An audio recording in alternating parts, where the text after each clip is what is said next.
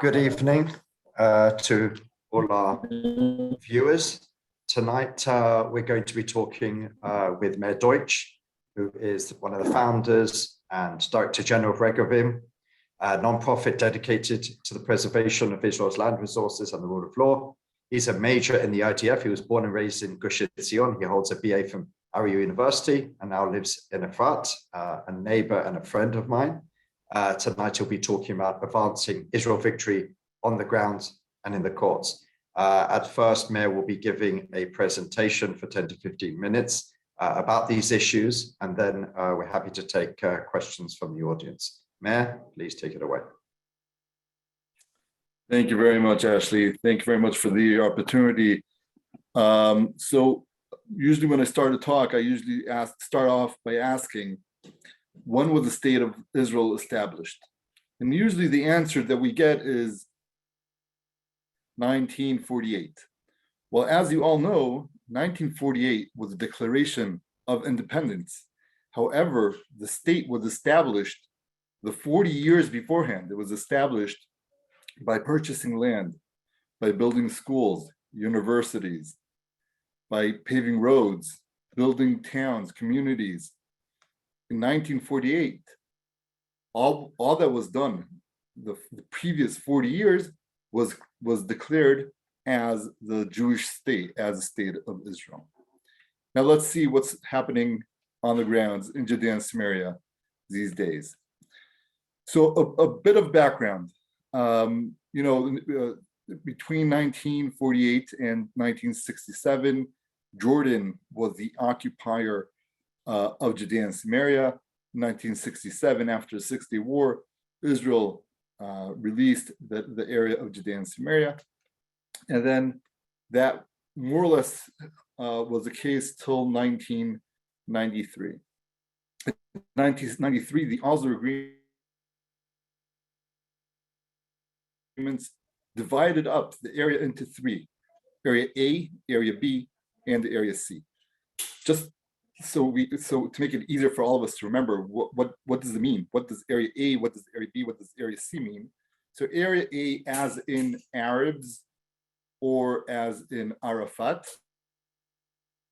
Area A was an area under full responsibility of the Palestinian Authority.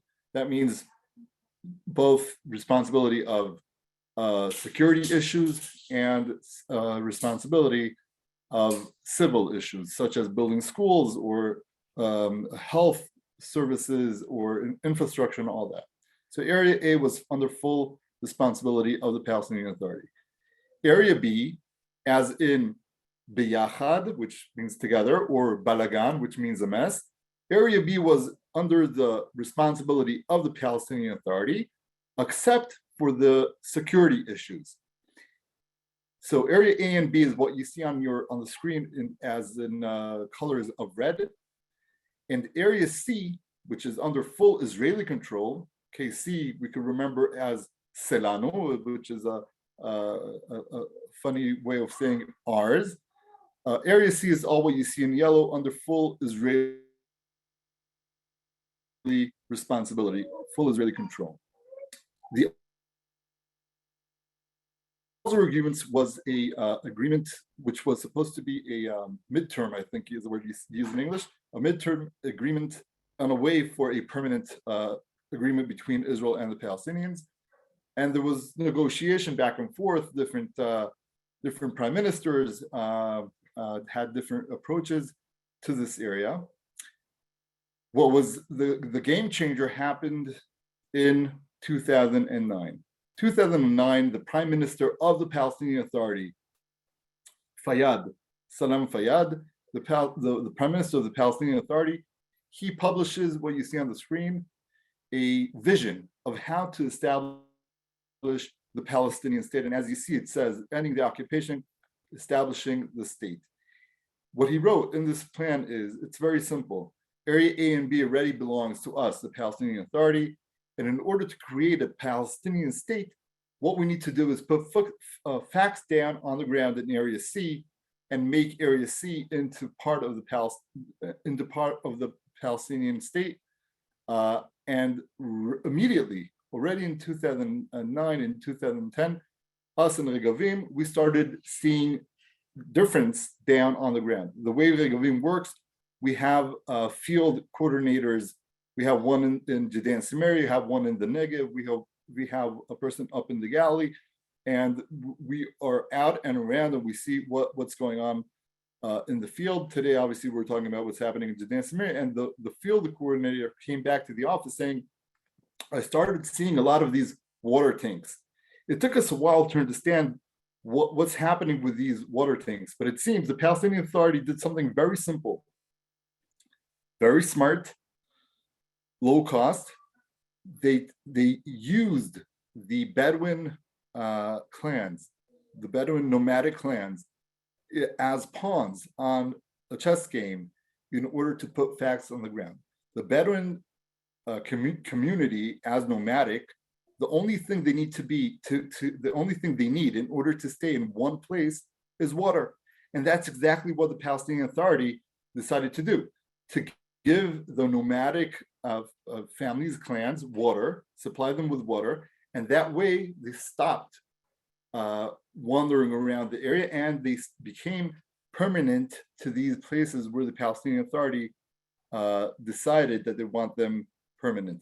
The next thing, that was already in 2009 to 2010, the next thing we started seeing was illegal schools in Area C. Obviously, all what I'm talking with you tonight is what's happening in Area C, the area that's supposed to be under full Israeli control. What you see over here in this picture is the hill in the back is the Herodian, Mount Herodian, and over here is an illegal school built by the Palestinian Authority in Area C. This is one example of the school. You see here another example in the southern Hebron Hills. As you see a big sign saying this is a school that belongs to the Palestinian state. It's funded by the European Union. Illegal school. It was built with no permits by Israel. Another example of one of these schools. Now the schools it's a strategy of using the schools in order to take over land. And why is that? For two reasons. One is once you build a school, the population starts coming closer to that area. So they build a school in a strategic place. And because the school is, they pave a road to that school and they connect that school to water and electricity. So suddenly you see the Palestinian people, a lot of Palestinian families starting to build their homes around that school. And by building the school, they're actually taking over a very big area because they want to be close to the school and they want to be connected to the water and electricity. That's number one. Number two is a school. There's no chance Israel, as of today, is gonna demolish the school because of the bad PR it's going to create around the world. So what they do is they build the schools during July, August, in order to occupy the school by September. And once the first student steps his foot into that school, that's it. The chances that Israel's going to demolish that school is zero because Israel's afraid of the bad PR. And that's the strategy of building schools. In 2012-11, we started seeing what you see in the pictures here, structures, illegal structures in Area C, built as you see with the stickers. You see the blue stickers. These are stickers of the EU, the European Union, building these structures, funding these structures. Under the sticker, you'll see it says humanitarian aid. And if you see the picture on the top, you see 80% of the structures in this, what's called village, 80% of these structures were built by the European Union. You see more of these pictures all around, especially in area E1, the area that connects Jerusalem and Ma'ale Adumim, or Jerusalem and the Dead Sea. On the Palestinian side, they see this area as the area connecting Bethlehem, Ramallah, and Jericho. So this is a very, very strategic area that Israel for years has said that it's going to be building over there in Ma'ale Adumim. And because of international pressure, Israel didn't do that. At the same time, the Palestinian Authority, funded by the EU, they're putting facts on the ground, building these towns, building schools, and so on. Just a minute.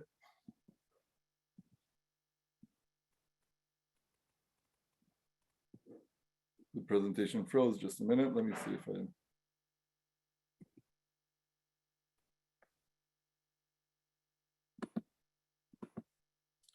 Okay, you see these schools also, the activity of the UN, not only the EU, but also the UN. This map shows you see Jericho over here, you see Ramallah area over here in Bethlehem. Each one of these stars is a community that was funded, was more or less established by the European Union. One of these stars, let's look how this looks, how each one of these towns, or I can't call them a town, but each one of these clusters of illegal structures, how does it look like? You see this footage from before the European Union took action in this area. You see this footage, and then in 2012, 2013, after the European Union stepped into this place, you see that it already became you see the structure, you see it suddenly became kind of a town. So, okay, you see how the illegal structures have an effect on what's going down on the ground. In the beginning, they were covered as tents, so people thought they were tents, but if you look closer, you see that it's actually a tent covering a permanent structure. What you see here in purple is or the different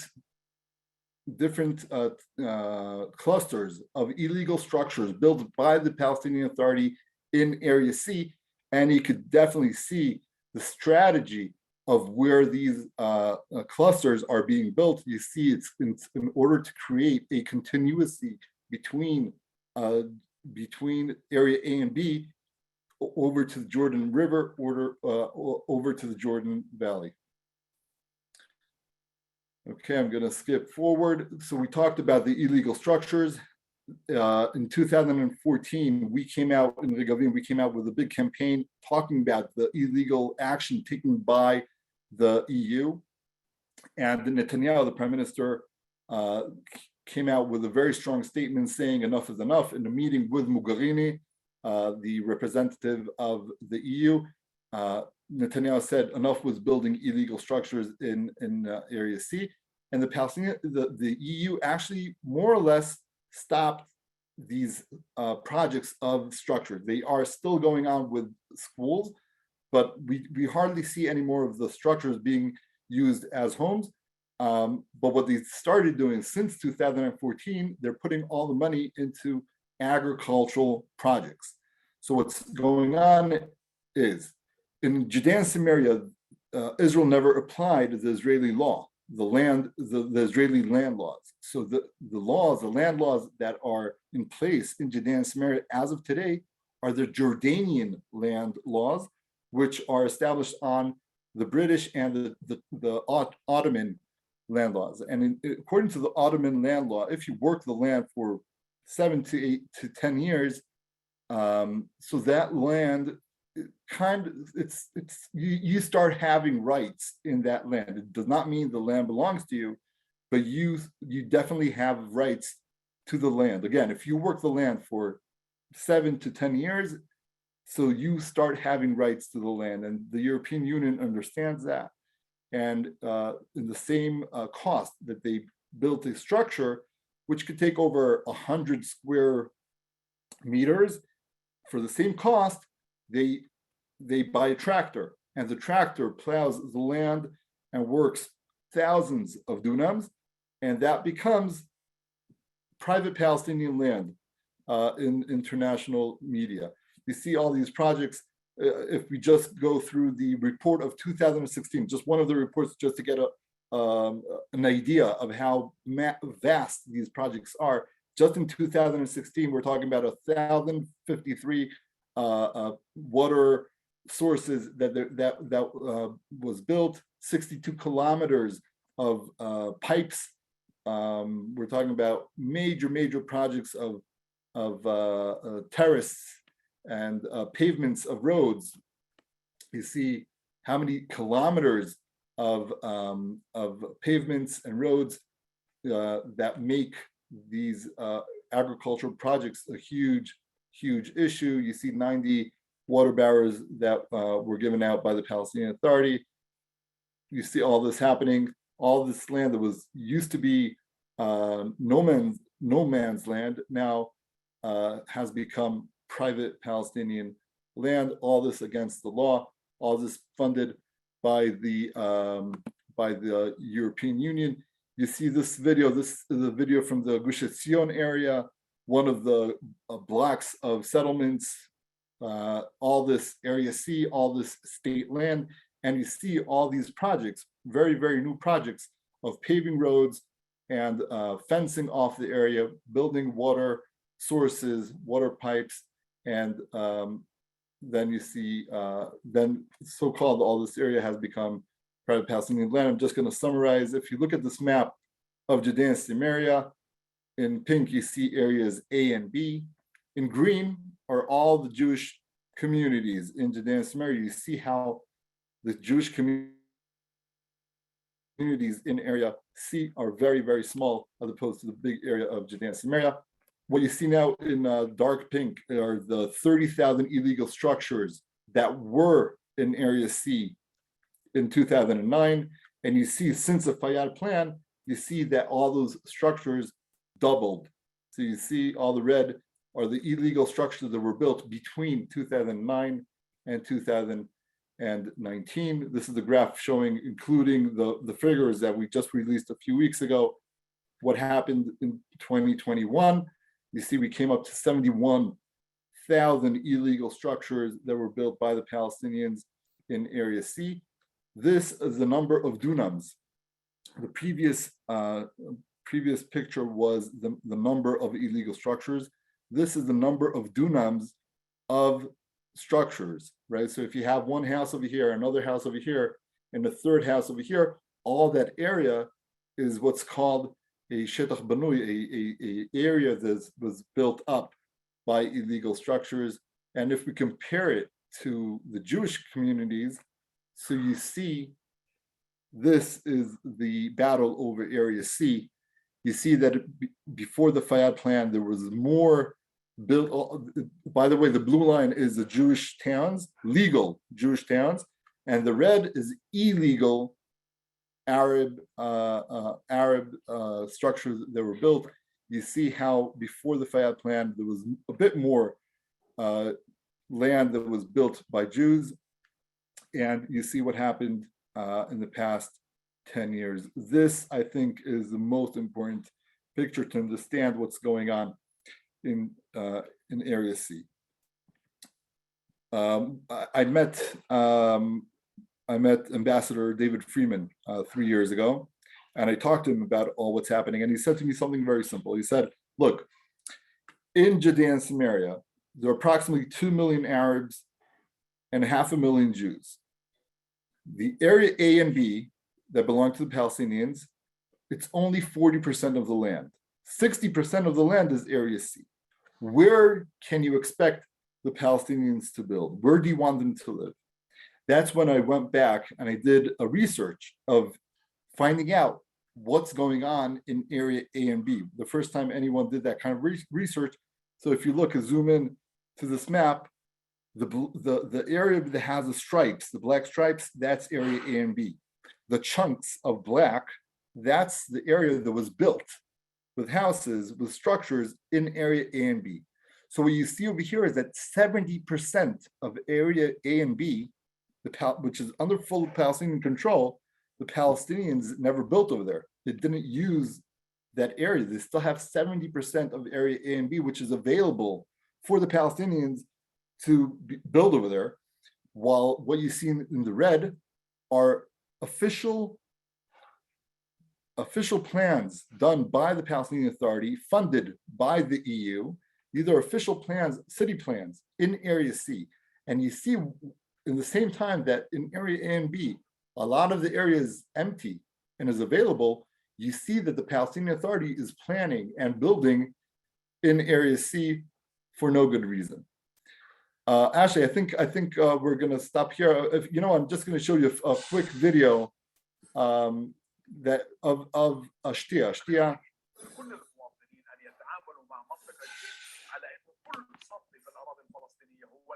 لا يوجد ما يمنعنا من أن نزرع مناطق سي. لا يوجد ما يمنعنا انه نعمل براكسات على مناطق سي، لا يوجد ما يمنعنا ان نزرع اشجار في مناطق سي، ولذلك يجب ان نتوجه الى هذه المناطق. هناك وحده فريق في مكتب رئيس الوزراء اسمه فريق منطقه جي. هذا الفريق وظيفته ان يعد الخطط والامكانيات وتوجيه الاستثمار وتوجيه منح الدول المانحه من اجل مشاريع تعزز اهلنا ووجودنا في منطقه سي اللي بنقوله ماير. في ظل انسداد الافق السياسي علينا ان نعزز الصمود لاهلنا على الارض. Thank you very much, Meir, for that interesting overview of the situation. We have a lot of questions. We don't have that much time, but many questions, probably over about half of them, come on a similar line. So I'll ask it. Basically, there's quite a lot of outrage amongst our participants on what you've laid out. The big question everyone has is, why is the Israeli government allowing this to happen, and what can be done to stop it? It's a great question. That's one of the things we're doing, is we're trying to, the strategy of Regavim, since it was established in 2006, was always to make the government of Israel do what it's supposed to be doing, as opposed to many NGOs. Many NGOs do great work, but a lot of them, what they do is they try to do the job instead of the government. Many examples, and what we try to do is we try to force the state of Israel to do what it is supposed to be doing according to the Israeli law. Now, I must say, another way of understanding what we do is if you take a children's book, drawing book, right? So you have you open up the drawing book, you have numbers from 1 to 100, right? But then if you start putting the line together, connecting the dots, suddenly you see a footage of Mickey Mouse, right? Suddenly you see the picture. And I think that's one of the things we do in Regavim. We see a lot of people see the dots, but it's hard for them to connect the dots. And that's where we come in, and we connect the dots to show the government, to show the people the bigger picture. It took us many years to put the dots together. Us in Regavim, it was only in 2018 that we saw the numbers, the big numbers. That was the first time we did the whole mapping of Judea and Samaria. The first time we saw the ridiculous numbers. That's when we started calling in the different mayors in Judea and Samaria, members of the Knesset and the government. And I could say that until 2018, we weren't aware of the situation. Since 2018, I think the government of Israel knew what's happening. There were, I think, 1 or 2 discussions in the security, what's called the Cabinet Medini Bitchuni, the security cabinet, about this issue. And Israel, I think, neglected the situation. I don't really have a great answer to that question. I think part of it is the international pressure, which for no good reason, Israel is always very, very scared that someone says, you're doing the wrong thing. But that's one of the major reasons why Israel did not enforce the law. And the other thing is, I think this goes to a deeper level of the of COGAT and understanding, which is the ministry defense, which is in charge by law. That's the ministry in charge of Judea and Samaria, enforcing the law in Judea and Samaria. And for many years, the people in the security office, even though ministers, the defense ministers in the past 10 years tried to change that, still the basic understanding is we are the guests in this area, and the Palestinians are actually the owners of this place. That's the basic. That's why when you see illegal structures, they feel not comfortable enforcing the law, saying this is the illegal structure, you have to stop what you're doing, because they feel as if we are the guests over here, and instead of understanding that we are the owners of this place. Another question is, have you or the Israeli government ever approached the Europeans specifically about this illegal construction? And if so, what is their reaction? So I flew to Brussels for the first time right before the COVID, the beginning of, September 19. And for the first time, I mean, we're a pretty much smaller organization. For the first time, we took a big step. And as I just said, all our strategy was always not to do things instead of the government of Israel, but to make the state of Israel do it. But in terms of international relations, we understood that the state of Israel does not exist in international relations. The Misad HaChutz, the Ministry of, forgot how you say it in English. Foreign Affairs. Foreign Affairs. Thank you. The Ministry of Foreign Affairs is nowhere in the picture, nowhere to be found. And we met 15 out of the 750 members of European Parliament. We met with 15, the most pro-Israel members of Parliament, which are also in key places in the European Union, which means that the Israel Committee, in the Finance Committee. And I sat down, I showed them these pictures of this presentation. They were all shocked. Not one of them was aware of the fact that the EU is involved in building illegal structures in Area C. They knew that the European Union is involved with humanitarian aid, and that was the first time that these 50 members of Parliament. And since then, actually, the members of Parliament did put a kind of a stop to some of the funding has stopped. And as I said, there are less and less of these projects of illegal structures. At the same time, that money, instead of going to structures, it's going to agricultural projects. One last question. The IVP, the Israel Victory Project, believes that this conflict will only end when the root cause is the rejection of Jewish sovereignty in its ancestral indigenous homeland is accepted by the Palestinians. It will continue the conflict. How damaging is what's going on the ground to the goal of ending the conflict, of convincing the Palestinians that their goals to eradicate Jewish sovereignty is over, they've lost, Israel as a Jewish state is permanent, and then everything can lead from that. How damaging is what you're seeing on the ground over the Green Line, inside the Green Line, towards that goal? So look, what's going on the land of Israel is it's the continuity of the battle of independence. The battle of independence was the battle where is the Jewish state going to be, as opposed to where the Arab state is going to be. And that battle has never ended. That battle is still going on. And we were in a pretty good place, I would say, like 10 years ago, where the Palestinian kind of started giving up on their hope of having a Palestinian state here.